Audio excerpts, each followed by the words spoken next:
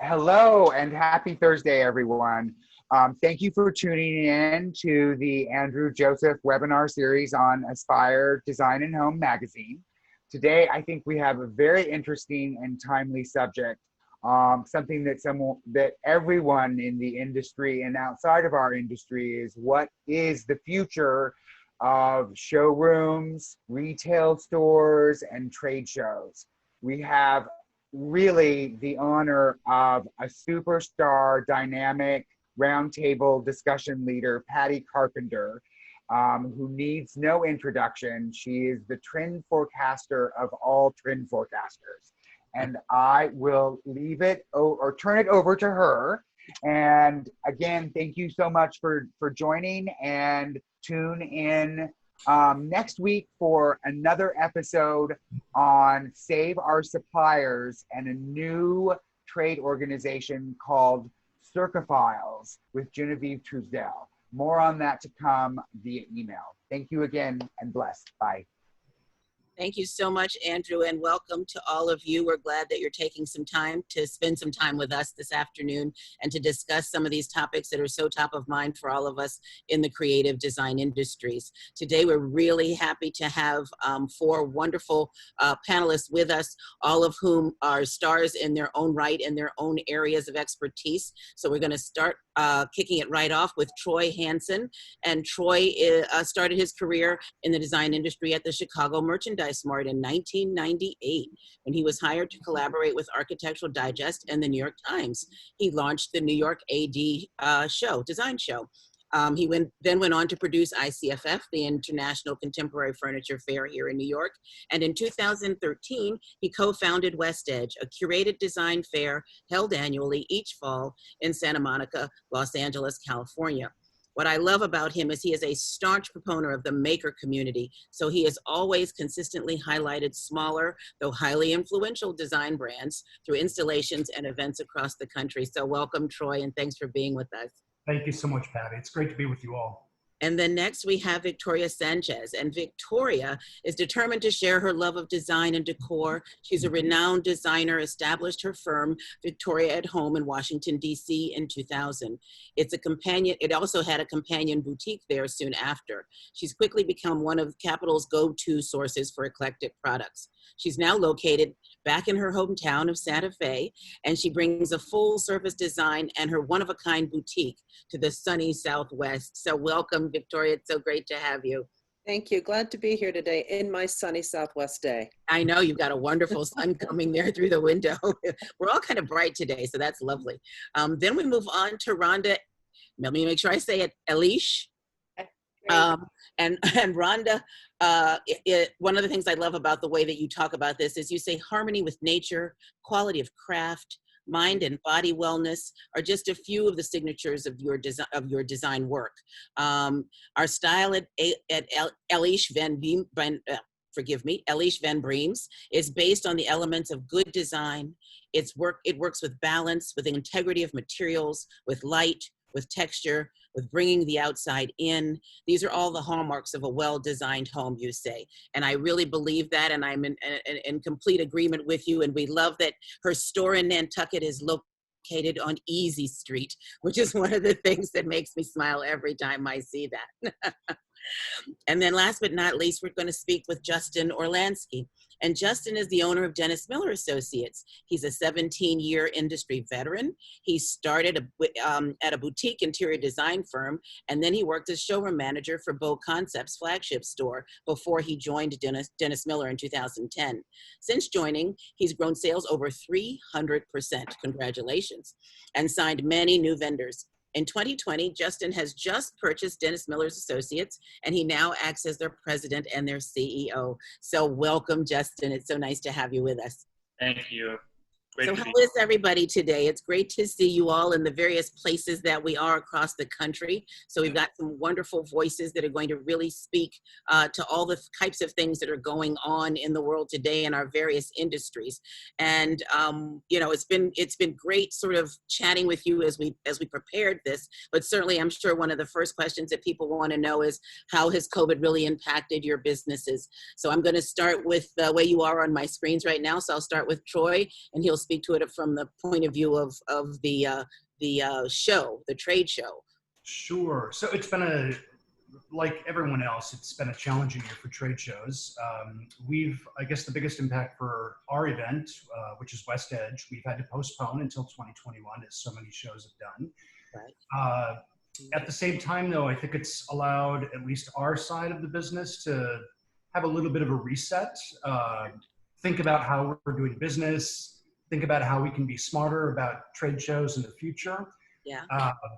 So COVID's been challenging, but I think we're more concerned about how it's impacted most of our clients, and we know that several manufacturers have really been struggling the past 6 months. So, but as far as trade shows go, we're very optimistic about the future. Trade shows are a very social experience, especially in our beloved design community. Mm-hmm. So I think people are going to be anxious to get back. So we're diligently preparing for 2021, but it's been tough. It's been a tough year. So I can understand that, certainly. As I move across, Rhonda, you have a retail store and you have your design business within that. So how has it really affected you being in a place like Nantucket? So it was our first summer there. We just opened, and we were really, and still are, it's still open, pleased with the traffic flow and everything. But we're being told that it's a third of what's normally there. So it's, you're getting a lot less of that vacation travel. Mm-hmm. So for the people that are there normally and used to a higher volume, it's really definitely impacted. For us, we didn't really know any better. So it was more than we expected, because we didn't think it was going to be that trafficked, and it has been. So it's been pleasantly surprising. What we found there is everybody's been very respectful about following the guidelines, masks and sanitizing hands and whatever. So we haven't really had a huge issue. More in Westport, I think people are afraid to shop still out there. So we're doing a lot of online. Okay. And a lot of curbside, as opposed to people coming in, or appointments, rather than traffic flow. So it has affected Westport, definitely. Okay. But it's transferred to cyber. Right. Online. Exactly. That seems to be certainly the case overall. And Victoria, you have a combination there of both an interior design business and the retail as well. And also just making the move from DC to Santa Fe. How's that been for you? So, it's mixed. I mean, Washington has a lot more people than Santa Fe does. So from that perspective, we're kind of glad that we're in a smaller environment here. And we have, I forget, it's like 400 cases in our county or something, we're just so protected. Our governor jumped into action. So, glad to be here from that perspective. Santa Fe, not only are we a small city, but we, kind of like Rhonda, we're a vacation destination. And a lot of people have second homes here. A lot of folks come from Texas, Arizona, Oklahoma, to escape their intense heat and come to our moderate heat. So we have a lot of houses that are being built right now. Our builders are scrambling. The designers are working hard. So from that perspective, I've been busy. And because I'm a newbie in Santa Fe, I don't have my book of design clients. I still have clients back east that I'm working with. But the interesting thing for me that's occurred during this time is the designers in Santa Fe are turning to me and my showroom. I've got 2,000 square feet here with a lot of different vendors that I rep. I'm becoming their go-to, like a small, I've decided to call myself to the trade showroom. Fabulous. That's fabulous. And so I had to mix up that business model real quick to adjust to, our times. Yeah, that's wonderful. I've actually had, it's a question that I'm going to ask you, and then also to Justin. One of the things that I was reading was that as these kinds of shifts happen for designers, they're now requesting 2 sets of samples. And so as to the trade person, is that going to make you have to have more things available where you can have one for the customer and one for the designer in case they're in 2 different places, since they may not be able to sit together? Well, I'm going to answer first, and then Justin's going to have a totally different answer. Since I'm since I am just, you know, my little small self here, I'm ordering everything. You know, they might see something here, and then I'm turning to my source. I had somebody yesterday that said, I need 3 Tebow samples of this. Okay. Me, the client, the workroom, right? So second day air on Tebow, here they come. But so I don't really have that backup library like Justin's going to have. Okay. And then last but not least, hey, Justin, how are you? Good, how are you? I'm well. So how are things at Dennis Miller, and how has this really affected you initially, especially since you've just taken over? I know. Well, I'm actually officially taking over September 1st. Okay. Okay. But it's been tough here. The showroom was closed from March 16th, and we were finally allowed to reopen on June 8th. Okay. And it's by appointment only. But we're allowing people to come in if they make an appointment at another showroom in the building, and we're free. They're more than welcome to come in. You know, the building's been really great about it. There's a kiosk at the front desk, so everybody logs in. All the showrooms are able to sign people in, so all they have to do is just type in their name, and they just come right in the building. It's mask. You know, the whole city's mask only. But it's, you know, traffic's been slow. So it's been, you know, we've only had about, you know, 10, 15 people a week, where we used to have, you know, 60, 70 people a week and a lot of people coming in. But we're noticing that, you know, quoting is still about the same. People are using the website. You know, we've been working really hard to get our website up and running very smoothly and getting all of the products up. You know, a lot of our vendors are still creating new products. So we're constantly updating the website. They're sending e-blasts out, letting people know what's going on. Yeah. So we're trying to be in front of the client. You know, we have 30 different vendors here, so we're working with all of them, and they're all around the country. So, you know, they're in San Francisco, LA, New York, Florida. All of our vendors are everywhere. So, and they're all working with other showrooms as well to try and get in front of the client. Yeah, well, that's physically be here. Mm-hmm. Yeah, no, that's great. And that you actually just beginning to speak about that was one of the next things that I wanted to sort of talk about with everybody is how has the digital world and this whole idea of using social affected what you're going to be able to do, because this is really the way that so many of us can connect with the client at this time. So you just mentioned that you're doing that, you're building a new website, you're doing your e-blasts. Troy, how are you all from the point of view of not being able to have the show live until next year? Are you doing anything on social that brings you in contact with them now? We've dramatically increased our digital presence, and what I mentioned to Reset before, I think it's been a great learning experience for us, because we'll continue with that even post-pandemic, if there is such a phrase right now. Yeah. So we're doing a series of IG Live sessions.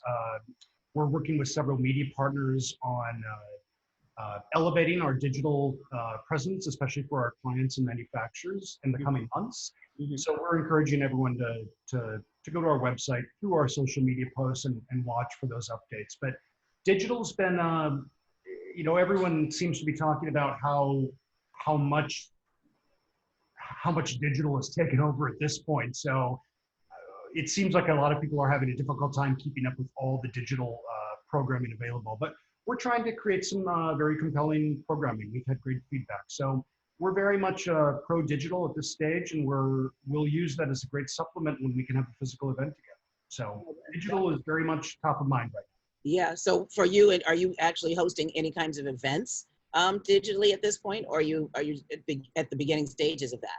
We will be, yes. Right now, we're primarily interviewing various designers, architects, manufacturers, exhibitors from the fair. We're really trying to highlight them in a way that shows some love to our clients who have been so supportive of us. But we have a slew of programming that we're preparing that will be more in the virtual event arena, if you will. Yeah. So See, that I think is going to be, from my point of view and from all the people that I'm sort of talking to from the trend side of it, the idea of sort of shifting that way is certainly going to be not just something that stops when we are able to go back out, but now it's really a new form of engagement that was becoming, you know, we were starting down that channel, and now it's just something that's really one of those things, as certain things sort of recede in importance and other things accelerate. That's one of those things that's definitely, we see an acceleration in that. From the point of view of having the shop, Rhonda, does that, have you done anything new with your social media? We were really lucky. We were in process completely redeveloping our website to a Shopify platform when COVID hit. So it gave us time to really work and tweak on the website. So we've expanded digitally that way, in a huge way. And then with Instagram, we use that platform all the time. It's a really great tool for us to get whatever events that we're doing or anything that's interesting or fun. And then we mix it in with some non-company stuff. So it's like lifestyle driven, I think, more, just to make it really not so business focused, but more big picture 360 kind of thing. And then we're opening up to the trade showrooms in Westport around the corner from our retail shop. Okay. So we're working with Lee and with Varela now to have 4,500 square feet of trade presence. Wow. So with that, we are going to Instagram that and really work on, you know, we have an IGTV account, so filming, we're doing a film on the whole trade part of the business. But interestingly enough, right now, it's all about the home. And in our stores, we're hearing that from our clients. And design, like Victoria was saying, is active. It's busy. People really are focusing on their home. So I think if any industry, we're lucky to be in this one at this moment, you know, because I think people want comfort, they want security, they're really looking at their first and or second homes as their refuge. Yeah. Yeah. So Instagram helps sort of tell that story of what we're doing and sharing. And, you know, I know when we started the business a long time, 20 something years ago, we didn't have Instagram. So to get that out there was a mailing, or, I mean, we didn't really have wide reach. Now it's more, and we relied on editorial. Now it's more, we can get something out very quickly. So it's a great tool. Yeah, no, it is, absolutely. And within that, as I move over to Victoria and just sort of talk to you about a bit about how you're using social or digital connections. How does that work for you, especially now that you're managing both DC and and where you are in New Mexico? So I sort of pulled back. Okay. I was very involved the first few months during COVID, very engaged and into it. And then personal things, my mother, who's 86, fell and fractured her back. So with that, I don't know, I just all of a sudden was like, I don't feel like posting pretty things. I mean, this is being real honest, right? This is like, this was my life. So I just didn't feel like I wanted to be out there a lot. So just recently have I started kind of engaging myself and pushing myself. And that was about a month that I kind of withdrew from some of those activities. It was just a tough personal time. So that may not be the answer you wanted, Patty, but not at all. What was going on? Because that's really what's real. These are the things that are affecting us all. And I think that that's what people need to hear, is that there are all kinds of ways that we're reacting to this and that we're all kinds of solutions. I'm going to throw this out to everybody so you guys kind of just jump in. But this whole idea, one of the things that I have been reading is very similar to what you started to mention, Rhonda, this whole idea of partnering, it's a way to sort of, that people are talking about from the marketing point of view, of creating kind of a stickiness to your brand by not just putting out buy from me, but this whole idea of engage, with us and who is my community and what are their values. And so are any of you taking those kinds of directions with how you're working digitally? And I'm opening it up to anybody. So what we do is we promote, all of our vendors also have, they all have their own Instagram. So we're also reposting and doing stories for them. But as our designers that purchase from us, as they do their own projects, if they tag us or if they're letting us know that they're posting something, we'll repost it for them so we can spread their designs to everybody, so everybody can see what they're working on, just because we have different followers than they do. So we're spreading that kind of love around the community. Yeah, so that's what's great. That's what I'm hearing. Is anybody else doing anything like that, or working with anybody specifically, or finding ways to partner that can broaden your reach? We're partnering with Lee and Borellen and other vendors, smaller vendors, makers in Sweden that we're working with as well. And it really takes a village. I mean, it's Right. fun supporting other brands and co-partnering on things. And, you know, it's the design community is so small, yet it's so large. And it's great about collaboration. I mean, that's what makes it fun. Yeah. Personally, you know. Yeah, I think that's one of the things we miss in terms of being able to be, you know, with people in person and collaborate. So that's why I was wondering how that was all, Yeah, you know, sort definitely. of feeling from the point of view of the show. Troy, are you all doing any kind of interesting partnering or collaborations? We are. Thank you for asking. We've always, my business partner Megan Riley and I have always had an all-inclusive attitude towards our events in New York and now Santa Monica, where we engage dozens or maybe even hundreds of media partners, cultural partners, manufacturing partners, etc. We're working with a number of them right now on the initiatives that I mentioned a moment ago when you asked Patty. But they've been incredibly supportive. So, for example, we've worked with dozens of national and regional media partners, Architectural Digest, California Home Design, and the list goes on and on. But we're in discussions with a number of them on some new initiatives, as well as some of the non-media based industry partners that will be able to get some very needed exposure for our clients. Yeah. We're all about the more people you invite to the party, the more successful it is. So. And right now, I think that's the best way to be at this point. Yeah. I was thinking a lot about the idea of, since each of you sits in very different businesses and also in different parts of the country, how do you think the holidays are going to be impacted by, you know, we're here at the end of August, and this would be a time frame that many people would be, you know, at shows and doing those last minute buys for things that for the holidays, and or things would already be in the pipeline. You'd be thinking about what you're going to do in your retail stores and retail space for holiday. How do you see the holidays impacting your businesses now? Interesting question. We're going back to our vendors in Sweden, and we're buying a lot of things online. Just from, we ordered this last year, we're going to reorder this, add that, take out that kind of thing. Our trade shows in Sweden, Formex is online. So it went cyber, which was interesting. So we're able to look and see if there's anything, but we know a lot of the vendors already that we work with. And then, you know, we're really beefing up our website.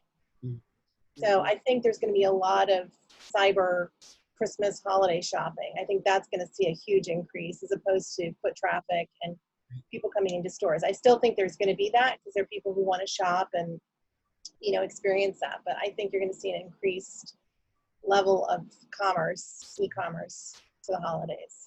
What about you, Victoria? Are you thinking the same? Or what's your experience for the holiday? What are you thinking? Well, on the one hand, you know, maybe none of our family members will be able to be on a flight to have holidays with us, right? So that could be good or bad.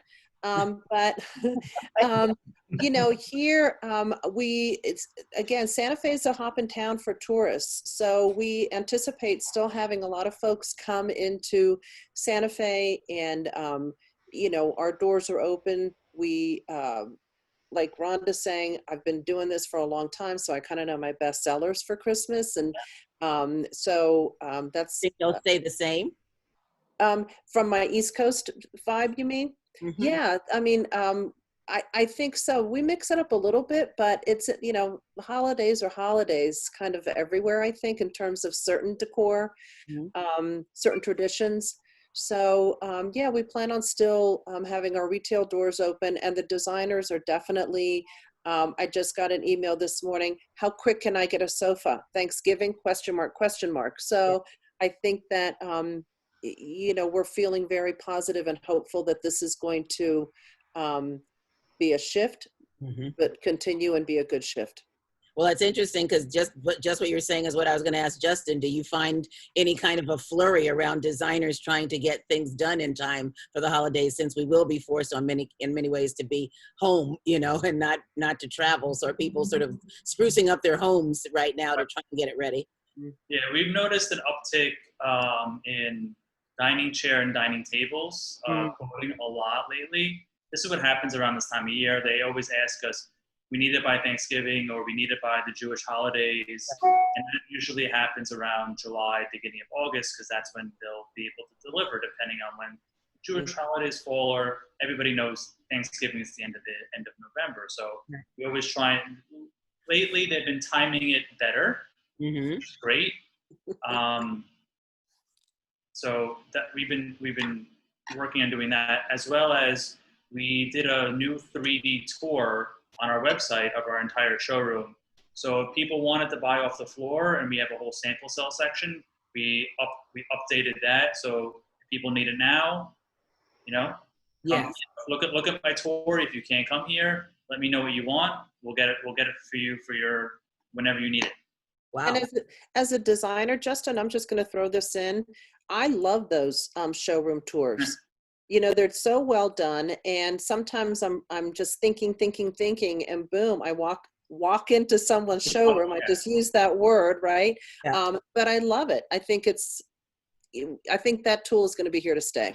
Yeah, I think so as well. I've been working with several clients around it, and also with people who are creating them. This whole idea of being able to make them better, make things more realistic, making tools that will allow you to design rooms, that look more realistic after you walk through somewhere, being able to grab and go, if you will, or launch and learn. Some of people are calling it now.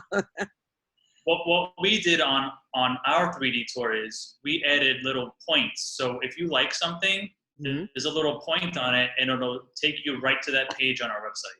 So that's perfect. See, that whole idea of being customer centric is one of the biggest sort of trends that we're definitely seeing. That was certainly something that was, again, on the horizon prior to this, and has really deepened in importance. That idea of making things, easier for people, making it less, that whole idea of less cumbersome. How can I help you navigate this? Because now we know so many other things that used to pull on your time are not necessarily the things that are pulling on your time, but now you might be, educating your children from home, which it looks like might be going on for longer, as we come into September. And so there are lots of other things that are pulling on your time. You're working from home, you're teaching from home, and you're trying to have a life in addition to that. So the idea of making things, easier for the consumer has certainly been top of mind. As we move through all of this and think about that, does local play anything for, play on anything for any of you? Has the idea of being shopping more local, of attending shows in a more, that are more regional, of working with shops that are more, in your neighborhood, that have a like-minded aesthetic or whatever, do you find that impacting your businesses? And that's open for everybody. I'll say that, going back to how my my business kind of shifted. I was saying, I really came out here thinking I was going to recreate retail like I had in Washington. And now I'm finding myself being a source for the local designers. And it is because, we don't have a design center. So when you're here, you take a quick little flight to Dallas, or you run up to Denver, Scottsdale.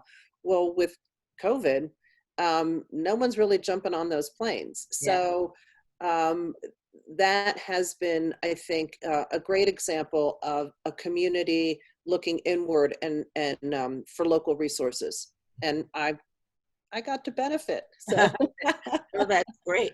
How is that going to affect, do you think, your trade shows, Troy, in terms of the idea of people? I know I was just talking to some of the folks, and I do want to hear from you about what's going to happen, Victoria, down in High Point, since you're one of the style spots there. But I've been in lots of conversation with everything going on with the Atlanta show that just happened, and they really did talk about the focus of the people that came was really from the Southeast. It was very regional. It was mostly people who could drive. It really wasn't about people getting on a plane, because we're still a bit trepidatious about that. Mm-hmm.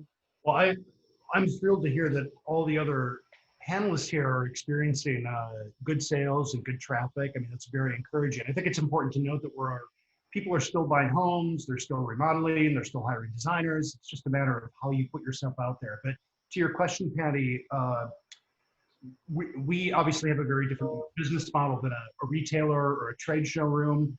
But we do love to highlight local manufacturing, and that doesn't have to be just LA. We always appreciate brands that manufacture where the design. That could be the US, Italy, Germany, whatever the case might be. But we feel there's a lot of integrity in local manufacturing. So for us, we're going to continue our focus on highlighting and featuring those brands that support their own local economies, but we're not in a quote unquote retail mode. So Victoria, I thought you made a great point. I'm so thrilled that you're experiencing that success. We just Thank you. we measure things differently as a different business model, but for us, local manufacturing is near and dear to our heart. And again, wherever that's at, if you're manufacturing where you're designing and supporting your local economy, that's priceless in our opinion. So that's how we look at it. Yeah. Have you seen an uptick?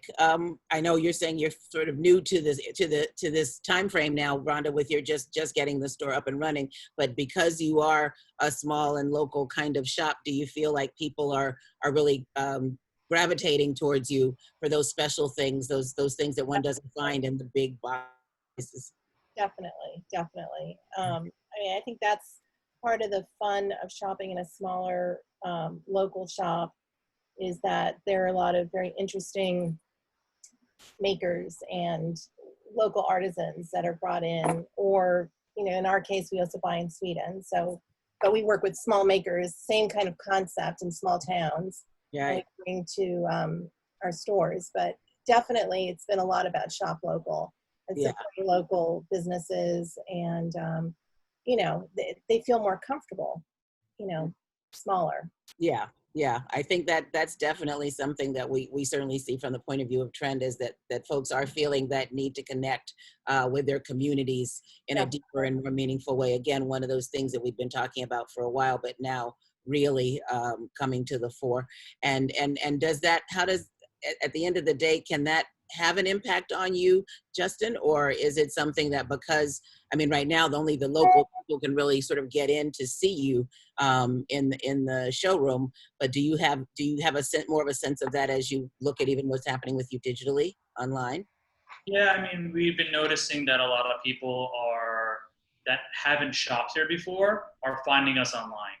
And a lot of them are actually, they're making appointments, or they're having their client make an appointment, and, you know, they're taking, you know, they're driving in. The building made arrangements with the local parking lot, and, you know, that's been great. That's been a great help for us, because a lot of people don't want to take the trains or taxis, and they're still afraid. Or, you know, people that live close, they'll walk here and they can come into the building, and that's the only kind of local we have. I mean, we do have local vendors that have come by to see how we're doing and everything, but that's the trend for us. Yeah. And so out of this all, at the end of the day, are we having a more positive and optimistic outlook in terms of what we think is going to happen going forward? Or are we feeling, you know, a little overwhelmed still? Or do we feel like, you know, how are we all feeling about where we see this going as we move forward? All of the above, but we have nowhere to go but optimism, right? I think it's, you know, it's been obviously incredibly challenging globally. Yeah. And, in that, you can't even speak to that because it's it's crazy. But I think for the design industry and for home, we've seen an uptick in our business. It's the busiest we've ever been. And I think it's because people want to be comfortable, and they want to feel secure, and they want to feel safe at home. And in terms of showrooms, for us on our design side, it hasn't stopped us from buying from the and we're sourcing and asking for tear sheets and getting information that way. We're not physically going into the city. Like, I used to go to the city all the time, and go to showrooms and see things. We're actually going to vendors that we trust and know and that we've worked with, so we know the level of quality. So it becomes a conversation of what's the lead time? Do you have it in stock? What's, you know,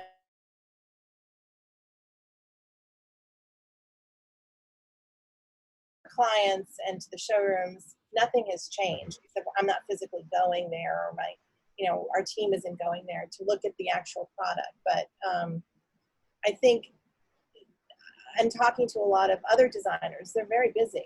Yeah. And, you know, it's a very positive thing. And I think it's interesting what the trade shows are doing and how they're adapting. And, you know, it's kind of an exciting time in a way, because it forces you to rethink everything. And, Yeah. you know, sometimes we can be stale, and doing something out of the box creates something even better. So, you know, I think we're looking at it that way, like the challenge is here. So how do we move forward? How do we make it better? And it's a gift in a way that we all have, and it's a challenge. Yeah. And hopefully temporary, but, you know, at least we can take bits and pieces and apply to our business and make it better going forward after the post-pandemic era. Yeah.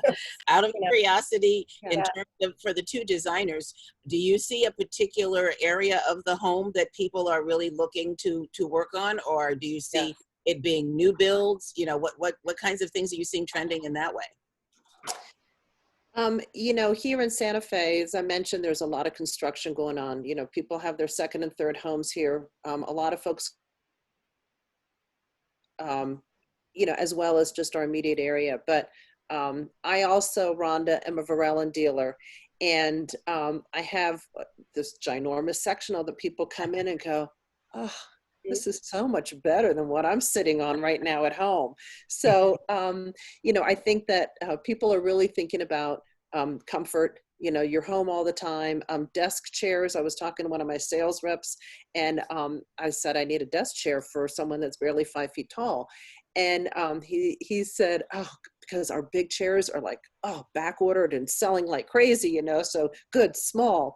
But people are really, I think, you know, we're all veterans here. So we've seen things in our time. I've been doing this 38 years now, up and down, you know, recessions, and, you know, we had 9/11, and, you know, we have these things, and we move forward, we keep on going. And like Rhonda was saying, a lot of times we move forward, and it's somehow better, you know.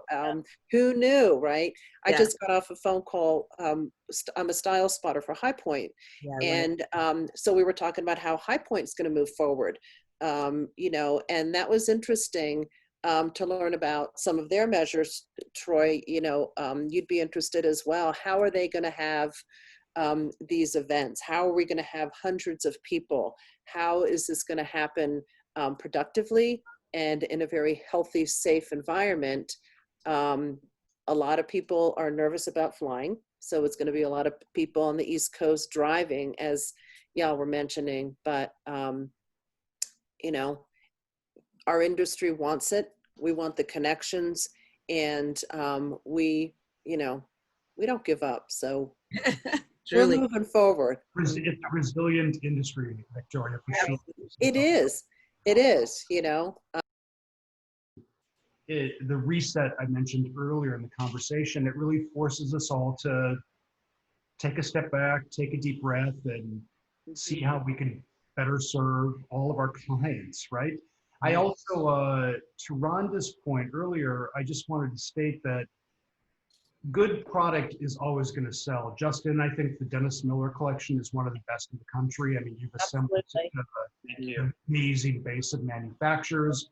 Rhonda, I'm sorry, Dennis, for 20 years probably now. So, but all of you represent such quality, and people are always going to pursue quality products. They're never going to stop buying for the holidays or beyond the holidays, as long as you can put yourself out there in front of people. It's all about marketing these days, right? It's all about attention and how do you make yourself known to the ultimate client. So. Yeah. Justin, what do you think in terms of going forward? What are some of the optimistic things that you guys are feeling as you work with, you know, getting Dennis Miller sort of back out and open? Well, one thing, what happens every year is the building does a What's New, What's Next event, which is a very big event for our building, where thousands of people normally come here. So what they're doing this year, which is going to be really great, is that it's going to be all virtual. So every showroom can do a virtual program. So what I want to do is work with many of our vendors, and I'm going to have a virtual showroom. So that's another thing. That's one thing that we're doing going forward. And with the showroom tours and everything, hopefully this will bring a lot more people back and working with clients again. No, that's fabulous. And as somebody, the one part of my business is the global trend ambassador for Maison Objet in Paris, and I work with color and Pantone. But the other side is really working with artisan development and helping to link, artists who are making things by hand to markets. And one of the things that I think has been really interesting and is watching this rise in the interest of how things are made and where things are made. So I think taking them behind the scenes like that is really going to, it's going to have many levels of reward. One of them being that I was just talking with someone just previous to talking to you guys about the whole idea that there was, prior to this, especially in a younger consumer who was out there, who was looking to design work, they wanted it yesterday. They wanted it now, they wanted it fast, they wanted, and they really didn't have that deep concern. It's the same sort of mindset that brought us fast fashion, that they didn't have that deep concern for how things are made and the sort of that sense of craftsmanship, that sense of longevity. This is something that you're going to spend money on because you're going to have it for a while. You can pass it down. It won't be broken, in a few weeks or a few years. It won't end up in landfills around the world.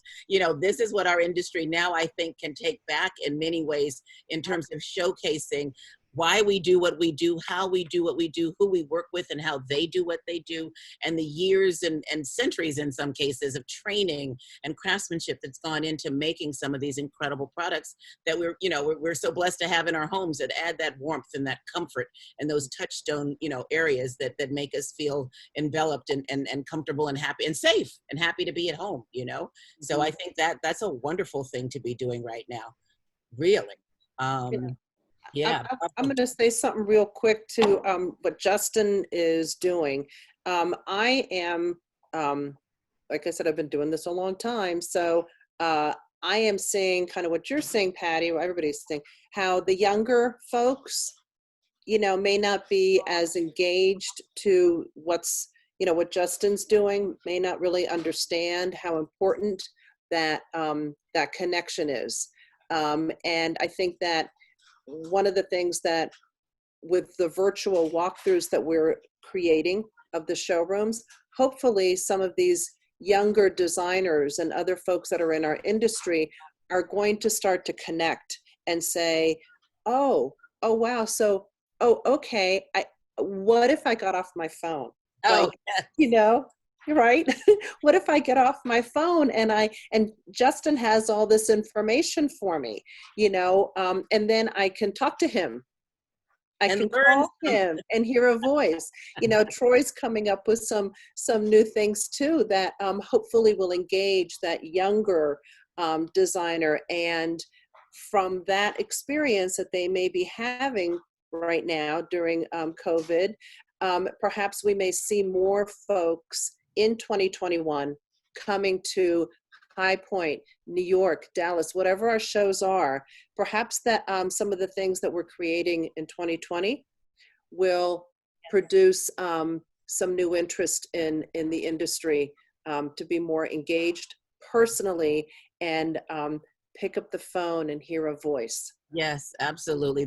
Well said. That was perfect. I think that's a great place to ask people if they have any questions, because we're at 45 minutes and we don't want to take up everybody's time. But this is such a good conversation and nice things going back and forth. But if anybody's got any questions, you can put them in the chat. They'll send them to us and I can see them. But until then, are there some other things that anybody wants to say with regard to? I think what Victoria just said was so impactful. Do you all agree, and are there other levels of that you want to speak to? It's funny Victoria said that because we've had clients FaceTime with our salespeople here to show them product around the showroom. That's it. Yeah, and I love it. I mean, I'm older than some of y'all. And so remember the Jetsons, and, you thought, oh, and then you'd answer the phone. I'm so glad nobody can see me because I'm in my pajamas, and here we all are, I mean, I don't even know if you guys have pants on today, for God's sake. So it's just amazing that we're all, this is, here we all are from around the country. It's just amazing.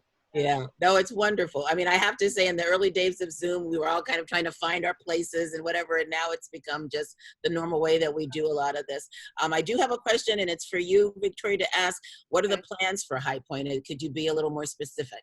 Sure. So if y'all have been getting any of the emails, or if you've already registered, once you register at this point, you are going to be getting weekly emails as to what is happening, any updates on safety plans, and what's happening in the state of North Carolina. But in general, where High Point has been, basically like Thursday to Tuesday, Friday to Tuesday, we are now Tuesday, October 13th through, it's a 9-day market.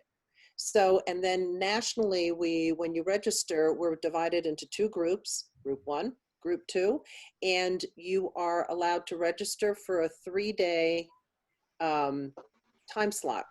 Now, if you're there for 4 days or whatever, that's okay. But in general, what they're trying to do is take these tens of thousands of folks and divide them into groups, so that we're all not descending like a flock of geese, at once. And so events within showrooms that we're so used to having, little speaker events where we all cluster in a corner, those things aren't going to happen this year. For style spotters, where we always have a large breakfast with hundreds of people to discuss what we've discovered in trends, it's now going to be in the theater, the capacity of 200. Every other row in the theater is going to be used for seating, with every 3rd seat. You're going to have someone showing you to your seat. So there's so much thought. They're still going to have food. Somebody was very concerned about the food service, and that was answered by food trucks. So there's going to be food trucks outside instead of everyone, putting their fingers in for nuts and M&Ms and stuff. Yeah. So, but we're still having a market, and masks are required in North Carolina. So, yeah, I mean, it was a very impressive conversation that we had about how much work they've gone into the preparation for it. So we're looking forward to it. Yeah, it's actually the first plane I get on.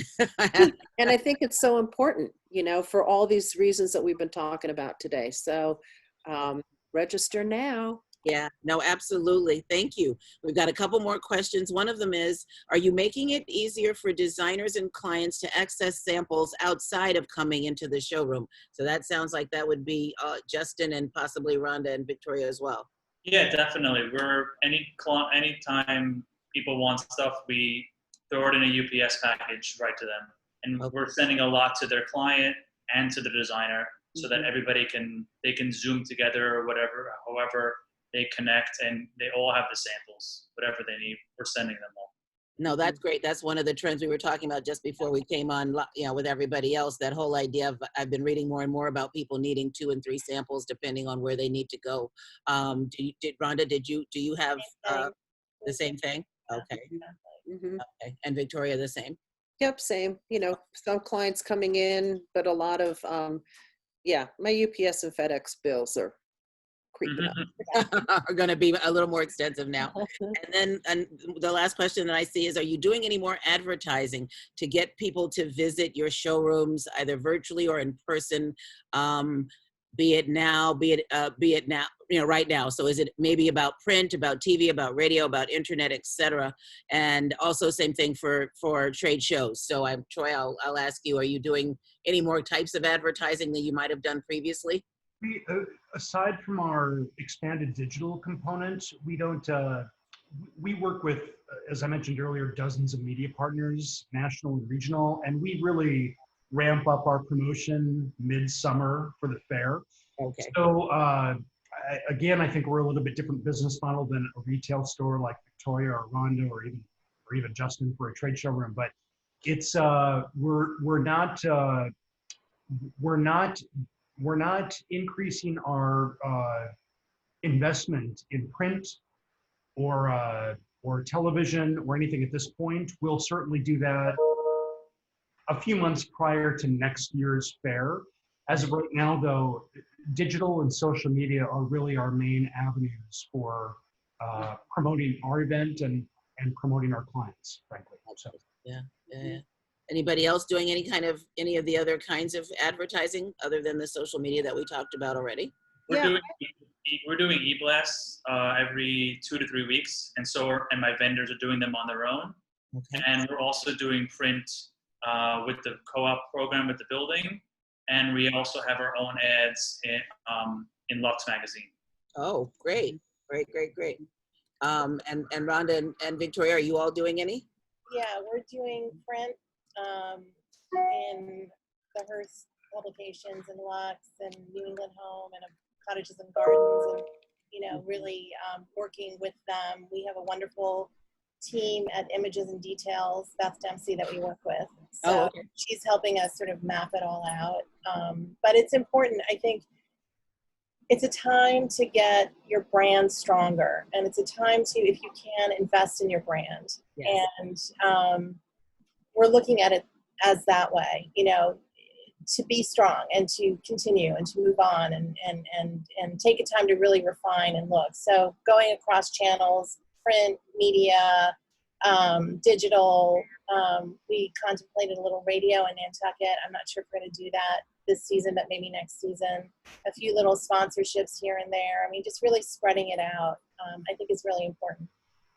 And I'll say that more than ever, I work with Andrew Joseph, who is helping pull this all together. But Andrew has been, he throws things out at me, and I'm saying yes to pretty much everything. And yes, it's to promote me, my brand, but the gift, the return on the time that I'm investing in these yeses is getting on panels like this with bigger brains than mine. And it's just so encouraging, right? So saying, as a independent person, just saying yes to all these things besides local stuff has been very good. It's been very positive in this time. Well, I just wanted to read one last thing before we throw it back to Andrew. And we got a lovely note from Paulette Trainer, who says, this has been very enlightening, and I'm very happy to hear the positive outlook for the future.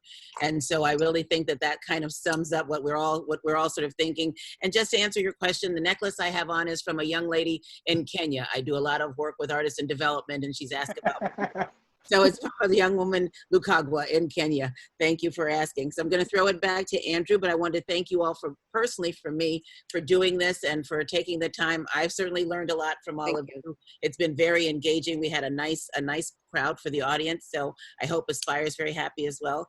And Andrew, do you want to speak to us?